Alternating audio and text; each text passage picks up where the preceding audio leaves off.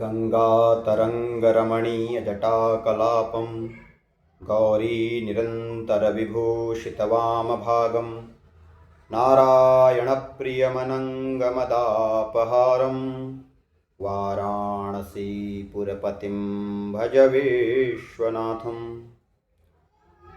सर्वेभ्यः प्रणामाः। यथा व्याकरणादि शास्त्राणि प्रथितानि प्रसिद्धानि तथैव साहित्यशास्त्रमपि संसारेऽस्मिन् विशिष्टं स्थानं धत्ते। अस्मिन् साहित्यशास्त्रे बभूवुः भरत भामह मम्मट प्रभृतयः नैके बुधाः। एतेषु विशिष्टतमः वर्तते श्रीमान् मम्मटः। मम्मटेन निरूपिते काव्यप्रकाशग्रन्थे बहुषु विचारेषु दृष्टिपातः कृतो वर्तते। यथा अभिधालक्षणा, शब्दविचारः अथवा शक्तिविचारः, पुनः उत्तम काव्य, मध्यम काव्य, अवर काव्य, ध्वनि विचारः, तथैव गुण दोष अलंकारादि विचाराः तत्र विद्यन्ते। अस्य काव्यप्रकाशस्य मंगलाचरणं वयम् इदानीं पश्यामः। तत्र आचार्यः लिखति, नियतिकृतनियमरहितां ह्लादैकमयीं अनन्यपरतन्त्रां नवरसरुचिरां निर्मितिम् आदधति भारती कवेर्जयति। भारती कवेः जयति। कीदृशी भारती इति चेत् निर्मितिम् आदधति भारती कवेः जयति। पुनः कीदृशी निर्मिति इत्युक्ते तत्र विशेषणानि दत्तानि। नियतिकृतनियमरहिताम्। अत्र द्विधा सृष्टिः दर्शिता वर्तते। एका सृष्टिः कवेः सृष्टिः, अपरा च सृष्टिः विधातुः सृष्टिः। कवेः या सृष्टिः भवति सा सर्वोत्कृष्टा उत्तमा भवति। नियतिकृतनियमरहिताम् इत्युक्ते नियत्या कृतः यः नियमः तस्मात् नियमात् रहिता भवति कवेः सृष्टिः। नियतिः इत्युक्ते भाग्यम्। अमरकोशकारः लिखति, दैवं दिष्टं भागधेयं भाग्यं स्त्री नियतिर्विधिः इति। अतः नियतिकृतनियमरहिता वर्तते कवेः सृष्टिः, अतः सा जयति। पुनः द्वितीयं विशेषणं दत्तम्, ह्लादैकमयीम्। अत्र ध्येयं यत् आह्लादमयी आह्लादैकमयी इति अनयोर्मध्ये अस्ति कश्चन भेदः। आह्लादमयी या आह्लादं ददाति, आह्लादैकमयी या आह्लादमात्रं ददाति, सा आह्लादैकमयी। अत्र कवेः या सृष्टिः वर्तते सा आह्लादैकमयी वर्तते। पुनः विधातुः या सृष्टिः वर्तते सा आह्लादमयी वर्तते। यथा सूर्यस्य तापः यदि शैत्यकाले अस्मासु पतति चेत्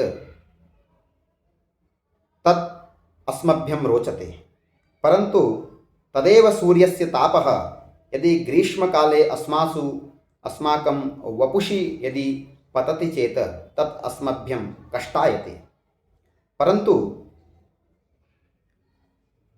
यदि वयं काव्यादिकम् अधीयानः अर्थात काव्यानाम् अध्ययनं यदि कुर्मश्चेत् तत् सर्वदैव अस्माकम् आह्लादमात्रमेव जनयति।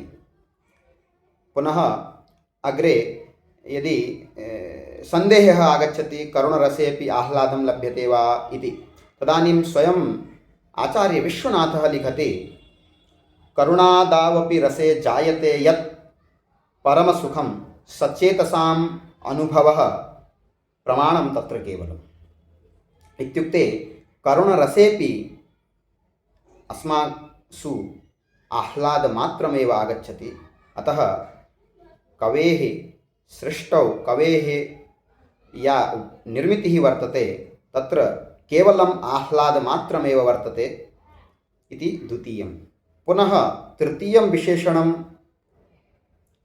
अनन्यपरतन्त्रां।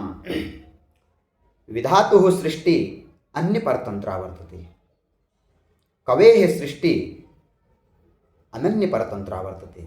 न अन्यपरतन्त्रा इति अनन्यपरतन्त्रा इत्युक्ते कवेः सृष्टि स्वतन्त्रा वर्तते, विधातुः सृष्टि नियतेः अर्थात् प्रकृत्याः ये नियमाः वर्तन्ते, प्रकृतेः ये नियमाः वर्तन्ते तेभ्यः नियमेभ्यः सहिता वर्तते, अर्थात् तेषां नियमानुसारेण एव कार्यं भवति। परन्तु कवेः निर्मितौ तथा नास्ति, सा तु सर्वदैव स्वतन्त्रा वर्तते।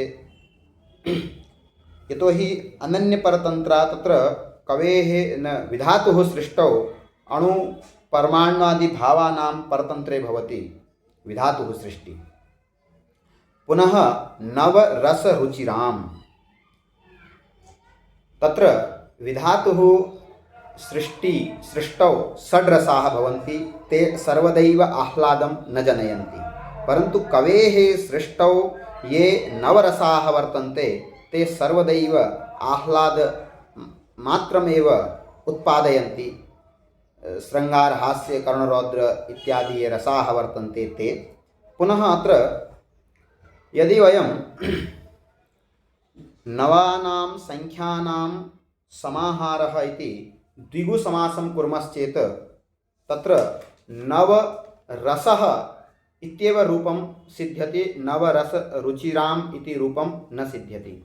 अतः तत्र अस्माभिः बहुव्रीहि समासः स्वीक्रियते, तस्य आश्रयणं क्रियते। तदा अस्माभिः नवभिः रसैः रुचिरा या सा नवरसरुचिरा तां नवरसरुचिरां निर्मितिम् आदधति भारती कवेः जयति इति। पुनः तादृशी वर्तते सर्वोत्कृष्टा कवेः निर्मिति। पुनः विधातुः सृष्टि कविसृष्टिभ्यः अथवा कवेः या निर्मिति वर्तते तेभ्यः सर्वथा भिन्ना वर्तते। पुनः अत्र जयति यत् पदं दत्तमस्ति तेन पदेन नमस्कारः आक्षिप्यते। अतः अस्मिन् मङ्गलपद्ये नमस्कारात्मकः मङ्गलाचरणं वर्तते, नमस्कारात्मकं मङ्गलाचरणं वर्तते। पुनः कविनिष्ठ भगवती सरस्वती विषयिनी या रतिः या श्रद्धा वर्तते सा प्रकटिता भवति अत्र जयति पदेन। अतः अत्र भावध्वनिः। पुनः अयं भावध्वनिः रसध्वनौ आगच्छति। अतः अस्मिन् मङ्गलपद्ये रसध्वनिः इति वर्तते। आचार्य मम्मटः अयं ध्वनिवादिसिद्धान्तः, ध्वनिवादिकारः वर्तते। पुनः इत्थं रूपेण आचार्य मम्मटेन अयम् इदं मङ्गलाचरणं प्रतिपादितं वर्तते। पुनः इतः परम् अत्र काव्यप्रयोजनानि, काव्यहेतुः, पुनः काव्यलक्षणं प्रथमोल्लासे प्रतिपादितं वर्तते। तद्वयम् अग्रे अग्रिमसन्दर्भे पश्यामः। धन्यवादाः, नमस्काराः।